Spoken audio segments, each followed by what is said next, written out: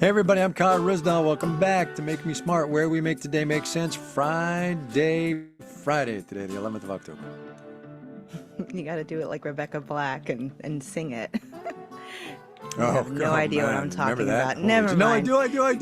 Come on, I do. Okay, thank you. But that was a long time ago, right? That was a deep cut. It was a deep cut. I'm Kimberly Adams. Thank you, everyone, for joining us on our podcast, and everybody who's tuning in on the YouTube live stream. Thanks for doing that. We're glad that you choose to spend your Friday evening with us. This is Economics on Tap, our happy hour episode. So go ahead and pour your drink of your choice and get ready to nerd out. I am keeping it simple today. I'm having wine, which I'm pouring right now. What are you having, Kai? Nice, very good. I'm having a glass of water. I'm just not feeling it today. Just a glass of water in a very beat up old Capier glass. You know, yeah, sometimes you feel it and sometimes you don't. Very healthy. Yeah. I like those choices. Yeah. Let's see what everybody else is drinking. I'm going to hop over to the Discord. You do that. While you're doing that, Lee Pong is having a 500 milliliters of Mexican Coke that came with her carne asada fries, or his carne asada fries. That's cool. Coke, a lot of Coke Zeros today. A lot of Coke Zeros. Holy cow. Maybe they're doing like product placement on us. Quite a bit of wine in the Discord. Michael's having a Chardonnay. Looks like Bob is having a Toscana. Yeah, what else? That's about it. Somebody's having ramen, which is great. PBR. PJ is drinking Pabst Blue Ribbon. Holy cow. After a long day doing hurricane cleanup, props to you. Have another one. Oh, thanks for doing that, man. You earned it. Oh, yeah. Watermelon Jack Daniels Country Cooler. Lewis Smith, what is that? Watermelon Jack Daniels Country Cooler. I don't understand. I'm excited about Christopher's dragon fruit smoothie. And Aya has a non-alcoholic Arnold Palmer. Ryan is having water also, but it's going to have an old-fashioned later. Daniel Romay is having M43 Northeast IPA. I've had one of those, M43. That's, I had it in Michigan, I think. That's a nice brewery. I like that. Anyway, whatever. All right, what news did you bring, Kai? I brought amazing news. Props to Bobby Allen at NPR and also Kentucky Public Radio for doing some digging and finding stuff in a court filing in the TikTok lawsuit that 14 state attorneys general have filed against TikTok for reasons that I think we are all aware. But some of the things they uncovered in this suit are simply amazing. I will read you only the nut graph here. One unnamed TikTok executive put it in stark terms, saying the reason kids watch TikTok is because of the power of the app's algorithm. I quote, "But I think we need to be cognizant of what it might mean for other opportunities. And when I say other opportunities, I literally mean sleep and eating and moving around the room and looking at someone in the eyes," end of quote. Yikes. TikTok and social media know what they are doing, people. They know what they're doing. Just reading here, another internal document found the company was aware its many features designed to keep people on the app led to a constant and irresistible urge to keep opening the app, stating that compulsive usage correlates with a slew of negative mental health effects like loss of analytical skills, memory formation, contextual thinking, conversational depth, empathy, and increased anxiety. It's really bad. It's really bad, you know? You know, I resisted TikTok for a very long time and ended up getting on it just to like be aware of the cultural conversation. But it is super addictive. It's like I have to be very intentional about my consumption, or I too will end up like losing myself for like hours at a time, hours I do not have to be spending mindlessly scrolling on TikTok. And then like I also, you know, just feel the toxicity of some of these rabbit holes it'll send you down, just reinforcing the most negative of narratives. Yeah, toxicity and misinformation and disinformation, right? We have to say that. Also, we have to point out here that you are a grown woman whose brain is fully formed. And what we're talking about here with these lawsuits is like 13 to 17-year-old kids whose neurons are not finally assembled yet. Yeah, so if it's challenging for me to regulate it, these children have no chance. They have no chance. Right. Anyway, what you got? Actually, if you don't mind me asking, and feel free to tell me, it's none of my business. How did you talk to your kids about these platforms and how they would access them. Well, what's really interesting is so my kids are from the oldest to the youngest is a 10-year gap, right? So what's been interesting to watch is the apps that they have cycled through. Like the oldest was on Snapchat when Snapchat was big, and then he aged out of it, and then it became an Instagram thing, and now he's aged out of it. And our daughter now is like back on Snap a little bit. Anyway, the conversation is mostly give me your password. I want to see exactly what you're doing. You will not be on that app while you're doing homework or family time or what have you. And in essence, we're watching. We are watching, you know? Right. And you know, thankfully, That's I've all you got can the do. time, energy, and interest to be able to do that. And not all parents do, you know? Yeah, yeah.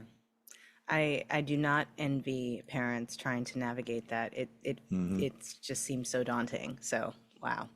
Yeah.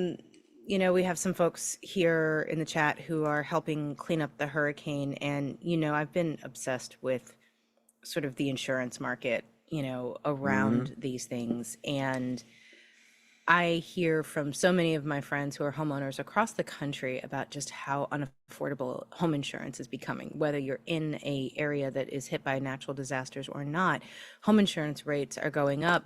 And there was a pair of interesting stories today. The first one from Vox. How doomed is home insurance? Hurricanes like Milton and Helene are making it harder than ever to insure your home. Just kind of digging into the numbers of how challenging it is to get home insurance. Across the country, U.S. home insurance rates jumped 11.3% on average, leading some to drop their coverage altogether. If you're in Florida, you can see rate hikes as high as 400% over the last 5 years, which is putting even more strain on programs like the National Flood Insurance Program, which right now has 4.7 million policyholders and has more than $20 billion in debt to the U.S. Treasury. And you have to imagine that, especially after what happened in North Carolina, there's going to be a lot more people who are taking a hard look at whether or not they need flood insurance across the country, because these people were in the mountains needing flood insurance. And so that program is going to get a lot more demand on it. Private insurers are pulling out, and it just really means that home ownership is going to become a lot more unaffordable for people as these home insurance rates keep going up. But I also think that one of the things that's probably going to end up on the agenda for the next Congress is a hard reevaluation of home insurance in this country. And I know what you're going to say, and I can see your face. Do you really think the What? Congress is going to do that? Oh, yeah. Yes, I do, because I think that these newly elected leaders, whoever ends up in Congress, is going to start really hearing from their constituents that this is a problem, and they'll at least do a couple of hearings on it, is my prediction. And Okay. then there's If your bar is they're going to do a couple of hearings, I would suggest that is not congressional action. I think that congressional hearings are congressional action only because sometimes those hearings will yield things that turn up in rulemaking. Those hearings will yield enough pressure to make companies do something differently. Obviously, it's not real policy changes, but I do think calling, you know, the CEOs of all the major home insurance companies up to Capitol Hill and making them explain what they're doing and having them say out loud, we are not going to engage in a business that is not profitable. Good luck for climate change. That is going to be meaningful to hear. And, you know, the other story that I was going to highlight is one out of Slate talking about how a lot of people predicted that as climate change got worse, you'd see this massive migration out of these vulnerable areas. But what's happening is that rich people are still going back to these places because they can continue to afford to rebuild. They don't have to buy their homes with mortgages. So they don't have to worry about the cost of home insurance if they don't want to. But the people who are having lower income people who can no longer afford to stay because they can't afford to rebuild, because they can't afford the home insurance rates. And so it digs into how climate migration in the United States is looking differently than a lot of people predicted. Yeah. Yeah, look, we talked about this the other day, right? Congress is either Congress is going to act or the market forces are going to take care of this, you know? Yeah, yeah, that's true. And Yep. I don't know. I want to have hope for Congress. I really do. And I know I I've been know in you this do. business a long I time know and I you do. shouldn't, but Bless your heart. thank you. I'm Sorry. going to take that the Midwestern way. All right, yes. All right. So we are done with the news. Quick break, and then we'll play a round of half full, half empty. But first, we are going to Boston, end of the month, October the 25th. We're going to do a live show with WBUR, Economics on Tap, live and in person. Also, a special guest about whom, I suppose. I am super excited. Heather Cock Richardson, newsletter writer extraordinaire, Letters from an American, if you haven't signed up. She's going to be there as well. I subscribe to that newsletter and just the volume of content she's putting out every Yeah, day. it's a I'm lot. just like, Well, I'm going to bring that how? up with her, actually. I'm going to bring that up with her. Yeah. How are Yeah. you writing? Yeah. She's like Alexander Hamilton writing like she's Yeah. running out of time. Yeah. Anyway, here's the thing. Tickets are sold out. They sold out very quickly. Thank you to everybody who jumped on that. But we heard from a lot of you that people still want to join us. And so you can virtually, we are going to have live stream tickets available for $5. So go to marketplace.org/events for more information on that, or you can click on the link in our show notes. So if you want to watch us and you can't be there in Boston, definitely sign up for that live stream. We will be right back.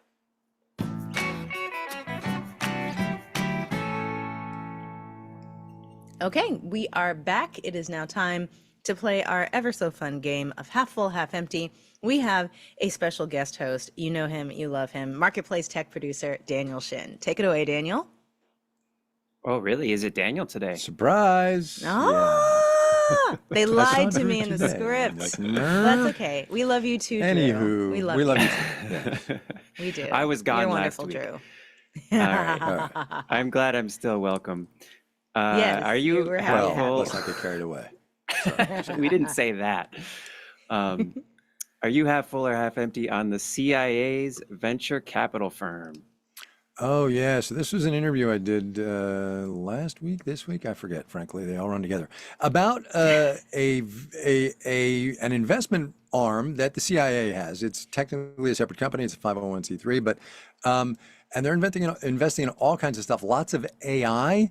Look, the Pentagon does this too. I'm not terribly surprised. One does wonder, however, about transparency and what the end uses of all these technologies that the CIA is investing in.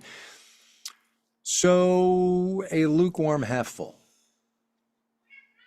I'm gonna There's go the with cat. the lukewarm. Yeah, he's half full also, I guess.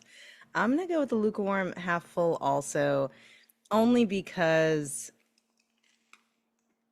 I guess it's inevitable, and I would rather our federal government be ahead of the Right. curve than behind everybody else who's already getting into this stuff. So sure, Yep. resign to it. Fair enough. Drew. Next up, The Apprentice is in select theaters today. Are you half full or half empty on the Donald Trump biopic? I feel like I get enough. Yeah, so I'm I don't half need more. empty because I'm half empty for exactly what Kimberly said. I get enough. I don't need more. I will say this: Gabe Sherman, the guy who wrote it, is a super talented writer. He wrote a book about Fox News about what's his name, Roger Ailes, called "The Loudest Mouth in the Room, the Biggest Mouth in the Room," which was really good. So Gabe is super talented. I'm not going to go see it, but I bet it's well done. Yeah, I do appreciate an artistic examination of someone like Donald Trump. I think it's going to be interesting and interesting to sort of look back historically at this moment and how he has been portrayed in various media and art. I can't deal with it right now. So I have to be half empty just for that. Yeah, totally agree. Okay, with Thanksgiving coming late this year and shopping habits having changed during COVID and its associated inflation, major retailers such as Amazon, Target, and Walmart are starting their holiday sales in October. Are you half full or half empty? I was at the hardware store 3 weeks ago. No joke, 3 weeks ago, and they had Christmas decorations out. Half empty. Half empty. I like seasons. You know me, I love a theme, but I don't like themes bleeding into each other. And Yep. Totally agree. I want to fully appreciate all of the Halloween season. I want my spooky season, and I feel like I can't get it. By the way, I have spooky Halloween nails for anybody who cares. They've got little cobwebs on them. They make me happy. They're glow in the dark. There you go. But, All right. know. Glow in the dark. That's pretty funny. Yeah, half empty. That's ridiculous. Okay, on Wednesday, the Harris Walls campaign partnered with a World of Warcraft Twitch streamer to stream a Tim Walz rally while he played video games. Are you half full or half empty on Twitch becoming a political arena? So I know nothing of Twitch. You go ahead, because you know more Okay. about this than I do. Yeah.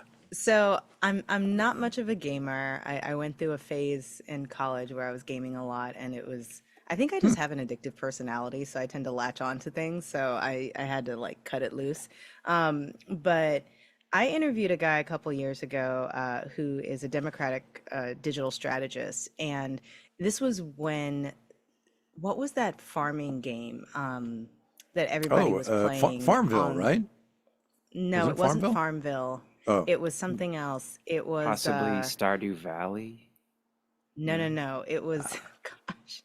It was like Animal Crossing. Animal Crossing. Thank you. It was Animal Crossing, and it was during the 2020 campaign, I want to say, that Biden set up like an island on Animal Crossing or something like that.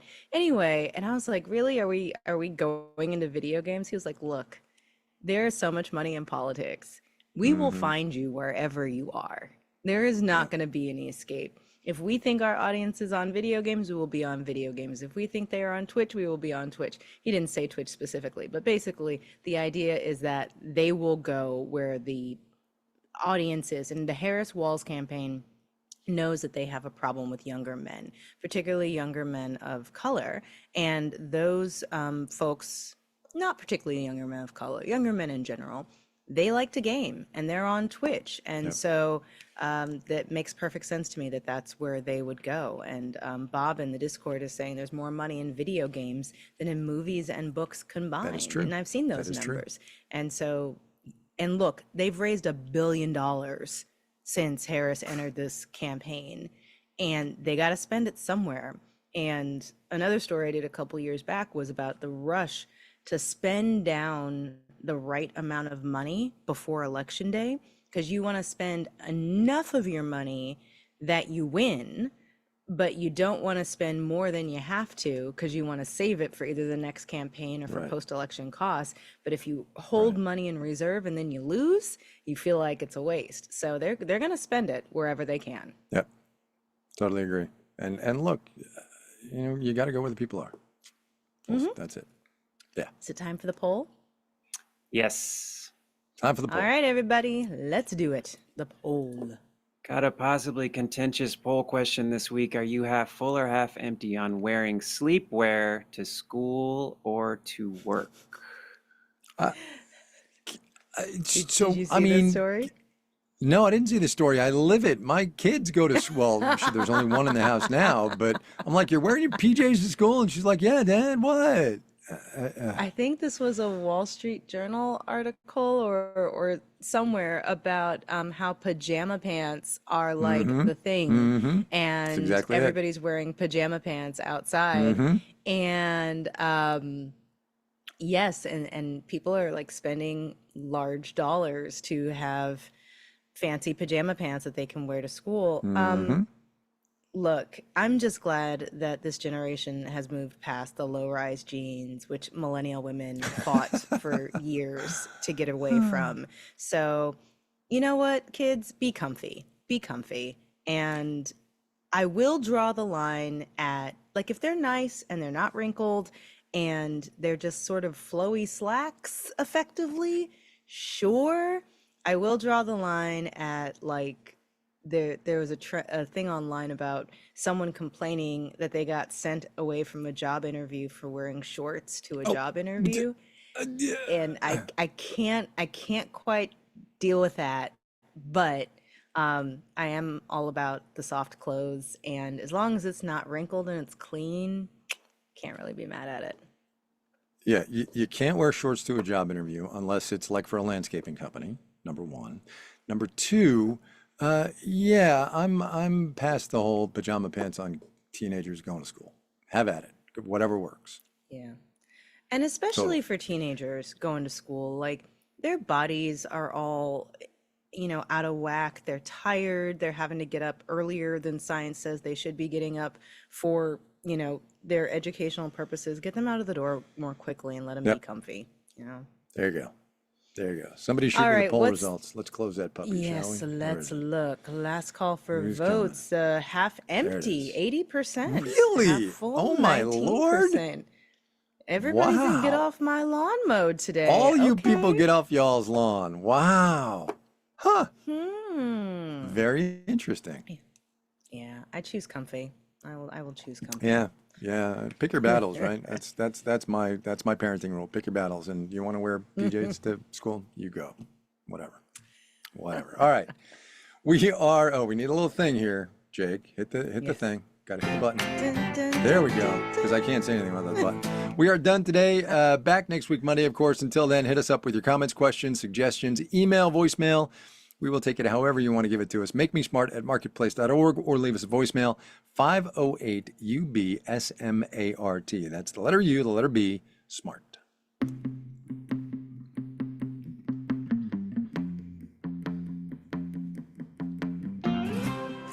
Make Me Smart is produced by Courtney Bergseeker with an assist today from Minju Park. Today's episode was engineered by Jake Cherry, I think, for real. Yes, it was for reals. Emily McCune and Jamila Huxtable and Antoinette Brock they do our Friday game. Marissa Cabrera is the senior producer of this podcast. Bridget Bonder is the director of all podcasts in the Marketplace Empire. Francesca Levy is the executive director of digital and on demand. I don't know what Neil Scarborough does the other 4 days of the week. That's all I'm saying. Just saying. He wears snazzy hats. That's what he does. He does. He does.